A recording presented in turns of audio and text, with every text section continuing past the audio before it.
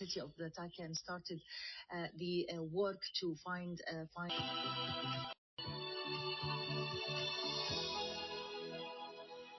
Now, for centuries, economic development has been put ahead of environmental sustainability. That is changing in many countries. 5 years ago, the Sustainable Markets Initiative was launched to find a way to find economic growth compatible with the planet. And this week, a summit of company bosses will discuss the next steps.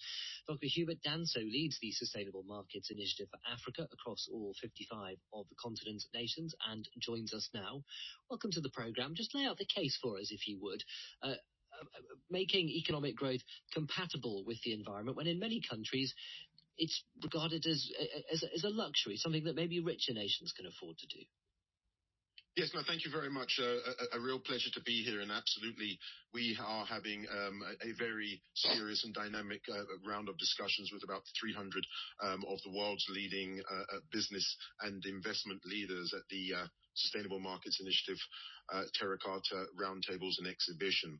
I think our focus really is we know the science, we know the degradation that climate change is bringing on our planet and our communities, on nature and biodiversity, and we believe that as the private sector, we have a great opportunity to play a co-leadership role with governments to really abate that. And we, given all of the economic investments and the economic data, we believe that we can do that in partnership with governments in a very responsible and expedited fashion, very fast, if we have the right enabling policies and partnerships in place.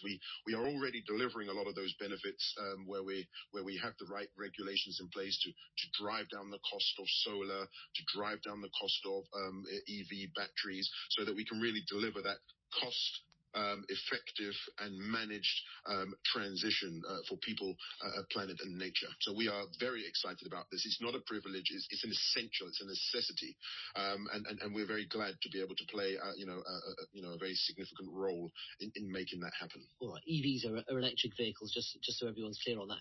So can I just give you an example then? If yes. A country discovers large deposits of coal or something else that it would like to mine, can that be yes. done in a way that is compatible with the environment? Well, I think I wouldn't even put the question like that. I would actually rather look at what are the alternative, better opportunities. And coming so from leaving Africa, it in the ground. Let me just make my point, sir.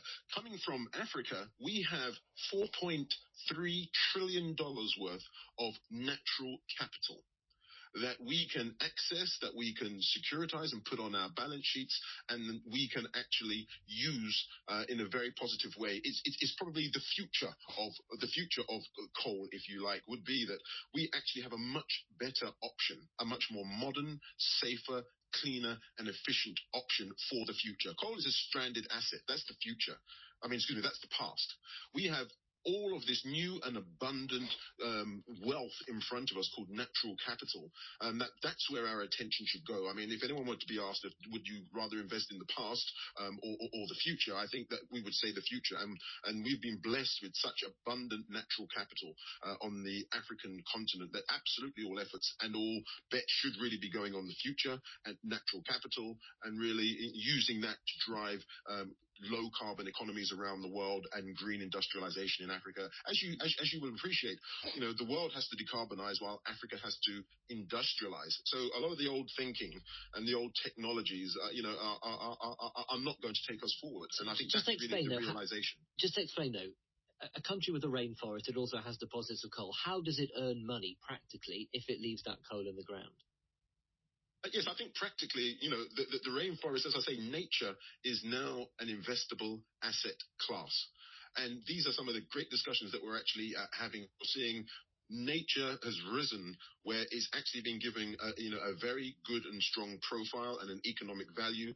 Its ecosystems are recognized as ones that, the entire 50% of the world's economy are dependent on nature being intact and nature being invested in, restored and preserved. And as I say, these are the new ways of of driving sustainable economies. And I know that we tend to get caught up in the past conversations, but the future is much brighter, much more vibrant, and much more economically resilient ahead of us. And so are you talking there, because you only got about 30 seconds left, about countries being paid to not chop down rainforests? Is that how they earn the money?